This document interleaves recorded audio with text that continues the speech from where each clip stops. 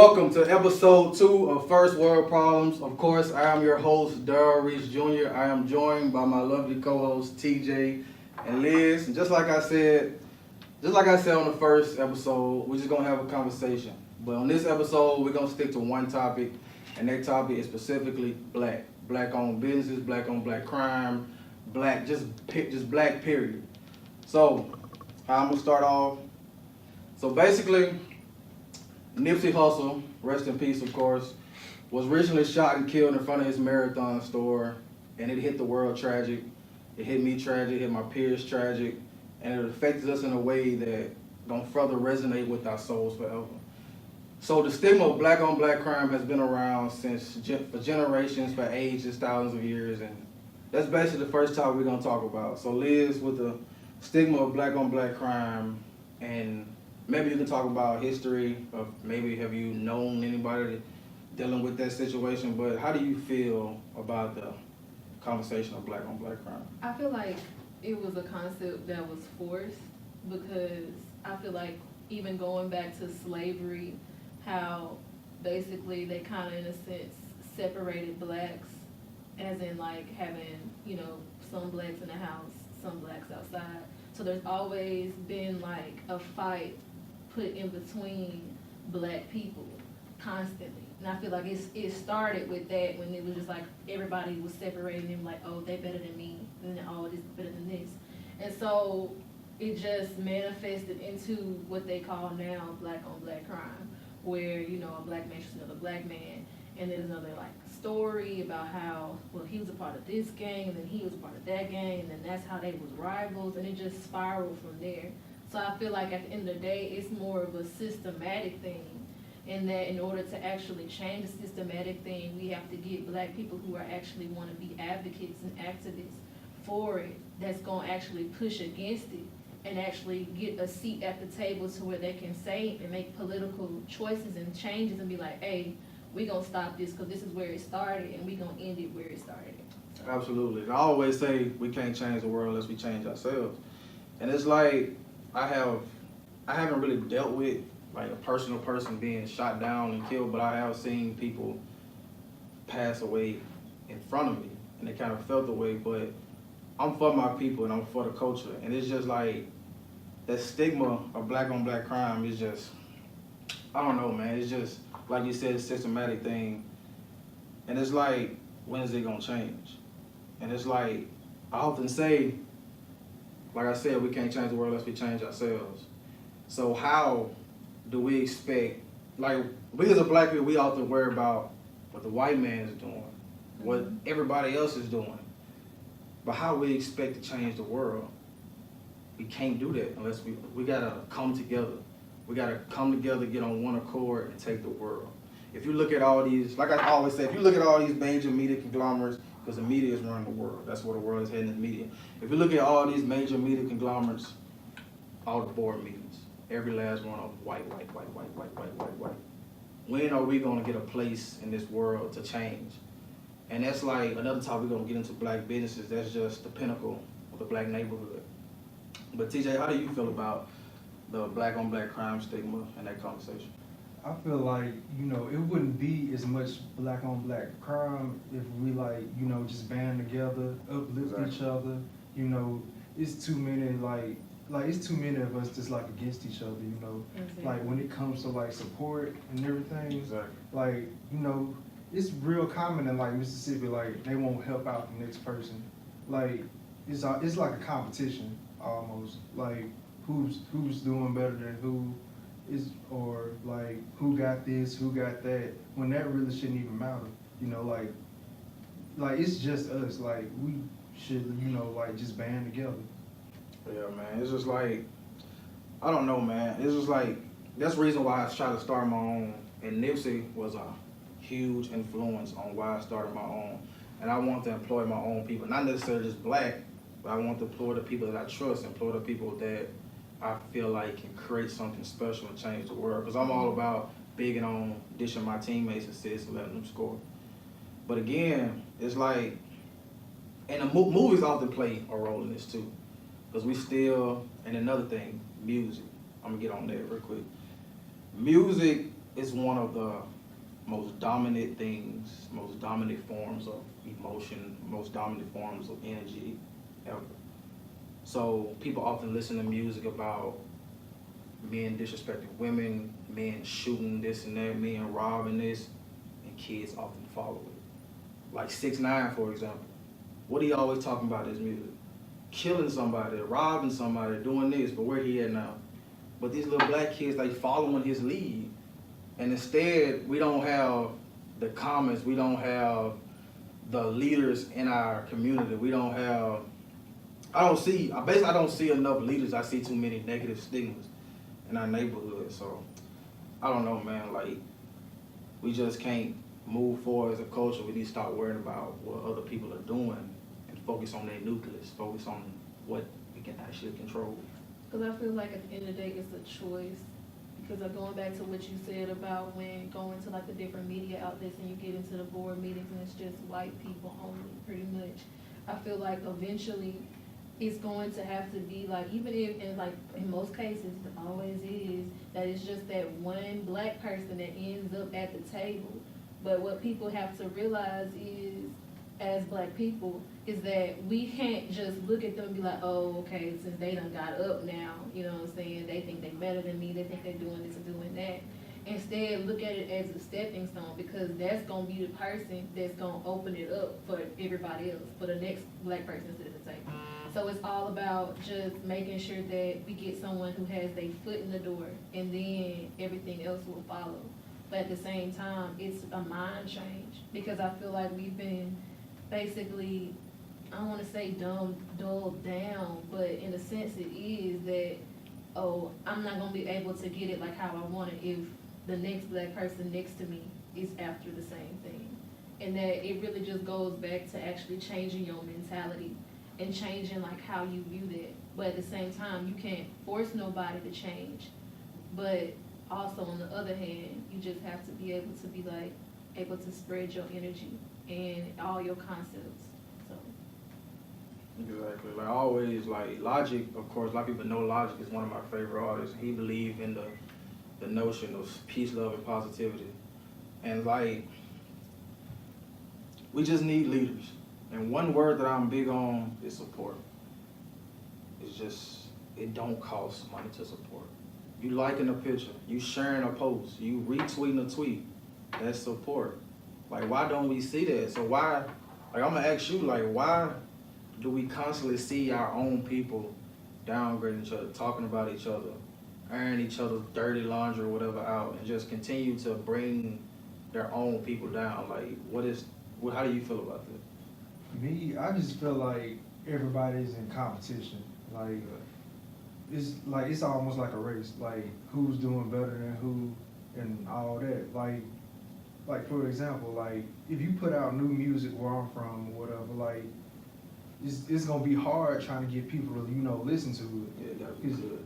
Like, I mean, of course it's gotta be good and stuff like that, but still, it's gonna be somebody that's gonna be like, oh, he think he this and he think he that and all that. Yeah. And oh, he can't do this, he can't do that. They ain't gonna try to like support him or nothing. See, I try to support everybody, like no matter what they do, even if it is trash. Yeah.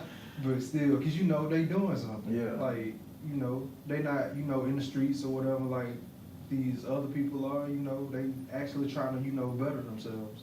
I like supporting people. Yeah, man. That's what I try to tell people.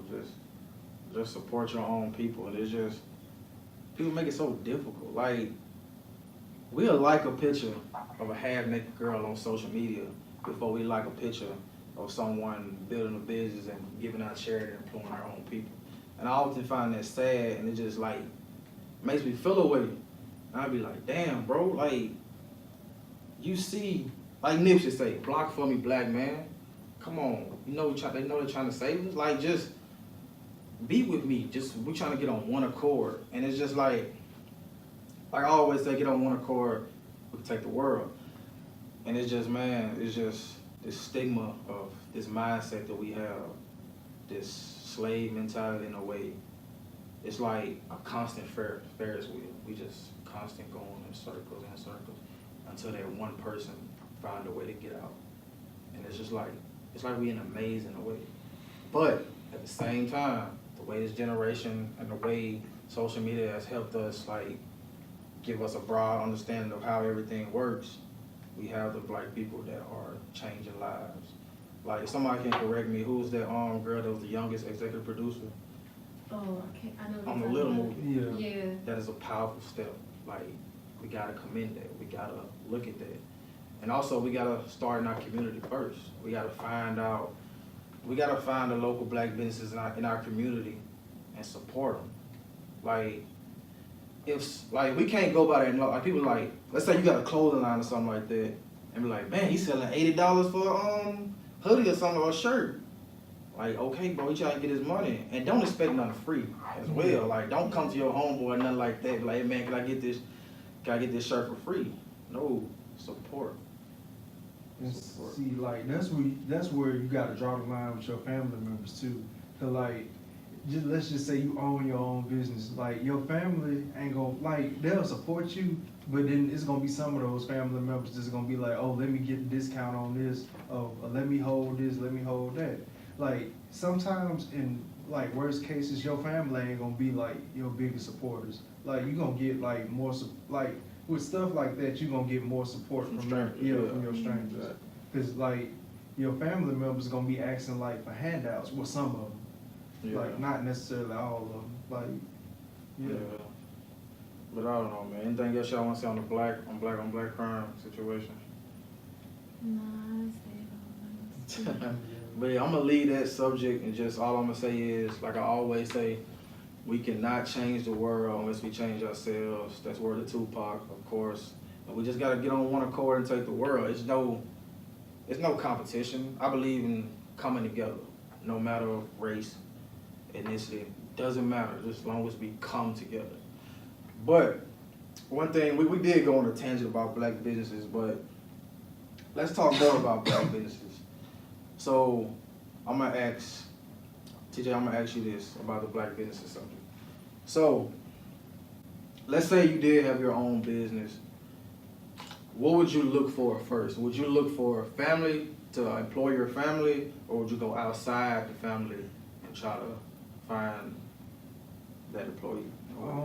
It depends on what task I want them to do. Like if I know it's like one person in my family, like let's just say I need an accountant, and like so happen my cousin is an accountant, and if she's good or whatever at what she does, then yeah, I'll employ her.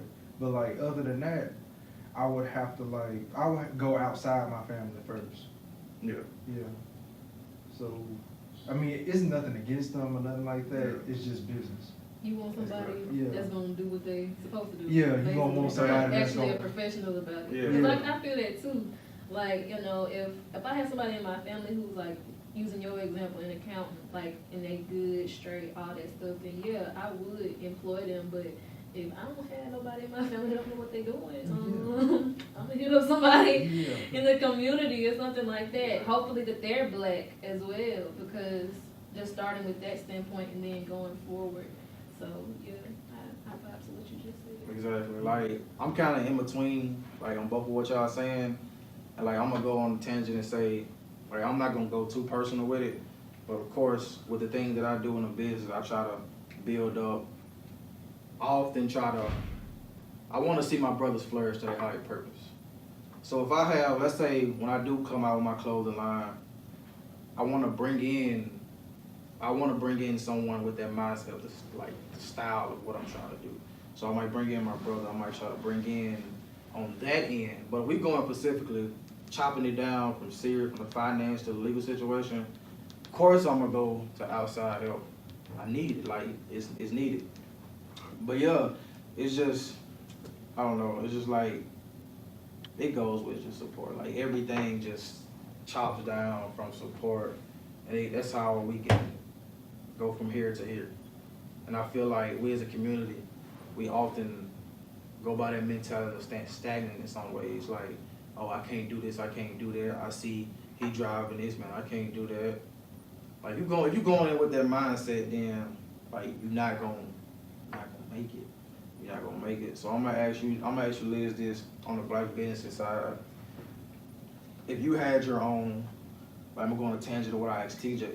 If you had your own, and let's say you were a global media conglomerate, you were you were CEO of a global media conglomerate, and you had the finances, and you had this family member that never supported you, always brung you down, always talked negative about you, and then came up to you for a handout, how would you deal with it?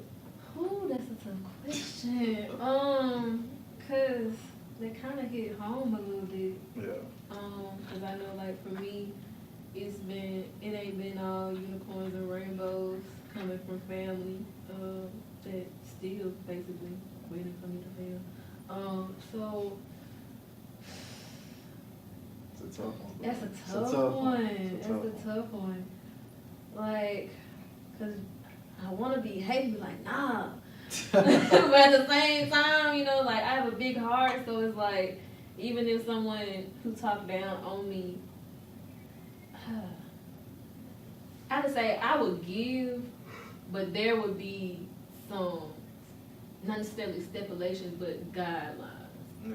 So, like, if they needed a certain amount of money, then it's going to be like they will be going to a bank and setting up a payment plan to pay back a loan. That way, like, I know I'm going to get my money back, and that in the same time, they're still getting the help that they need. So that way, I'm just like, I'm not still stuck in that kind of emotional rock and a hard place. Yeah. So, yeah, that's how I think I would. It's a tough question. It is a tough question. Yeah. So TJ, I'm gonna basically ask you the same thing. Like, how would you deal with that? How would you deal with it? Man, I'm all about helping and everything. But if I hire somebody who had it out for me, saying, I'm talking about that hating ass cousin, bro. Like, just hate me. Like, if I hire them, they'll be skating on thin ice with me. Like, they mess up one time, that's it. Like, I'm sorry, I mean, gotta hey, it be like that. It be like that. that. You didn't want to see me win in the first place, so what you doing here? man, So, I mean, if I hire them, it's only gonna be, like, out of love. Like, I'm gonna try to squash all the beef and all that. yeah. Like, I'm gonna be like, look, no hard feelings, but you got one time to mess up. Just one You know time. what I'm saying? Mind y'all got the money. You a global CEO of a major media conglomerate. You got the money. Like with me, do I even have any hating family members? I mean, if I do that, probably on the low, ain't speaking of. But if I was in that position, dang, bro. I'm trying to think. That is a hard question. That is a hard question. It is. It's hard. So if I was in that position, like mind you, I'm in my position. So if I was in that point, I would put them to the side, like sit them down to like a local hometown business, something like that, and have them like do some low maintenance job or something like that, just so I can build up something. Right. Like show me you want it. Show me like. Because at that point, they got to build your trust. Yeah, I'm saying Yeah. build my trust. Like I need to see, and then we also want to have that talk. Like, hey, bro. Like back then they didn't want me. Now I'm hot. Like, bro. Like that's crazy. Like, but yeah, it'll be hard for me to deal with. But at the same time, my focus probably wouldn't even be on that. Right. Like my focus, like I'm doing business with hundreds of people. My focus wouldn't even be on that. I leave that to the sheeps in the stand or whatever. I leave that to the side. But at the same time, I love my people, and I'm always big on my people, and I'm always support my people. But yeah, man. Another black thing, I kind of want to go on a black on black crime situation with that. Okay. I'm gonna also go on a music tangent with this. So Liz, I'm gonna start with you. Okay. With the music that not only you take in and the people that you, or just the music that you see, Mm-hmm. how do you think that affects the youth, and how do you think ways that we can change that? Okay. So I'm gonna take this from a personal standpoint. Yeah. So for me, when I was growing up, like I came from a very, I wouldn't say very strict, but my parents were, they was about their business. And like I grew up, like there was certain things that I didn't watch on TV. There were certain things that I didn't listen to growing up until like I got old enough to really understand. So I feel like at the same, that for kids these days, being that there's just so much stuff coming at them from all different types of angles, I feel like as a parent, you would have to set up some stuff, not in a way of, okay, to make your child naive and just not know anything about the world, but at the same time, kind of, in a sense, block or limit some of the things they're exposed to. That way they're not being exposed to stuff too early, because I feel like now we have kids these days that are being exposed to tons of stuff that we probably wasn't exposed to till now, you know, and they getting hit with at the age of like 6 and 7.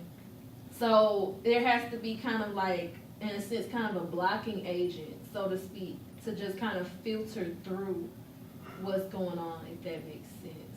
Yeah. So I feel like in order for that to happen, like, it has to be on the parents' part and that child's, you know, because it takes a village to raise a child. So that village for that child to be like, okay, we gonna sit down, we gonna break this down like this. That way it'll prevent kids from going out thinking that it's okay to just go up to somebody and shoot them in the face.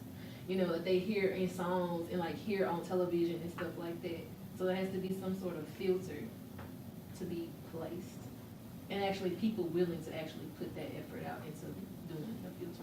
Yeah, but yeah, it does start in the household, and like social media, like plays a huge role in everything. Like it plays a huge role in everything, and like what I would do, let's say when I do have a child, I will introduce them early. I would teach them early. I would teach them about their history, of course. That's number one. Their religion. It's like, I don't know it's no necessarily way you can just chop it down and change it. Yeah. Because these artists are always going to put out the negative stigma of crime in their music. Always. From the young boys to the 6ix9ines to so far and so on. It's always going to be killing this, killing that, slapping this, slapping that, boom, bam, bop, all that. It's going to always be that. But like these people, like, and I'm going to go on a tangent like this. People need a support system. People need a team behind them to tell them right or wrong. Like, who is in these people's heads telling them to talk about this shit? It's obsolete. It don't matter. Like, shit like that do not matter. And I kind of feel a certain way about that. Like, how much money you got, what kind of car you driving, how many girls you got, this and that. Shit obsolete. It don't matter. So when will we understand that? Or will we ever understand that? So I'm going to go with you on the same thing. How do you think you can change that? I mean, like she said earlier, like, you kind of want to expose them to it, but like, you know, At your pace. Yeah, at my pace, kind of. Like, you know, like, you just want to, you know, tell them what to do and what not to do. Yeah. Like, hey, like, this is bad, don't do this, don't hang around this certain crowd. If you see this, go the other way. You see that, go the other way. Like, you ain't got to completely, like, just cut them off from it, but like at the same time just have like set like guidelines. Like my parents are strict, but they allow like, well, they're not strict, you know, but they allow me to do certain things. But like, well, not now because you know I'm older, but yeah, like back in like elementary and high school, they allowed me to do like certain things, hang with certain people maybe, that type of thing. So I mean, it starts with the parents. Like, maybe they see like their parents doing this and that. Some of them might come from single homes, like single parent homes, single father, single mother. They might see them doing this, listening to certain things and all that. You know, you got to put all that into consideration when you see like this up and coming generation. Okay, so that's how I'm gonna end this. I want everybody to answer. And Liz, I'm gonna start with you. Okay. If you had to give that one black child, or just child in general, if you had to give him a message, starting young, he don't know nothing. Like, his mind is nothing. Like, he don't know the music, he don't know which celebrities, probably don't know nothing about social media. If you had to be the first person to plant that seed in his head and give him knowledge on the world, what would you tell him? What would I tell him? I would say don't buy into the stereotypes of what the world is going to tell you as, cause like for me, I'm thinking about, I have nephews, so I'm thinking about if I would talk to my nephews. Basically don't buy into the stereotypes that the world has created about the black man, that you are beautiful, you are unique, and that you have tons and tons of potential, but there are also going to be people that are going to come in that some are going to look like you and some not going to look like you, that's going to try to destroy that potential that's in you. But at the same time, don't allow them to get to you. Don't allow them to hold you back, but allow yourself to grow into your potential, to grow into your purpose. And once you do that, no one will be able to stop you. So. Okay. You wanna get this one? Or you want me to get it? All I can say is on that subject, like, see, I got a niece. Like, the type of things I would, tell her is like, don't let, how can I put this? Like, don't let your, body like define, who you are. Just be yourself. Stay in school. Like I would, and another thing, like I would show her like, what the perfect, man is. Like, don't, fall for this type of dude. Keep your head up. Matter of fact, don't even think about boys right now. Like, Period. Like, not right now. Like, just like keep your head up, stay in school, get your grades up, get your diploma, get your degree, do whatever. Like, get your school done first. Get your school done and all that. Like, worry about dudes and relationships later. Yeah. Like, just keep your head up. Like, present that black excellence. That, like, be a leader. Like, I don't know, like Michelle Obama maybe.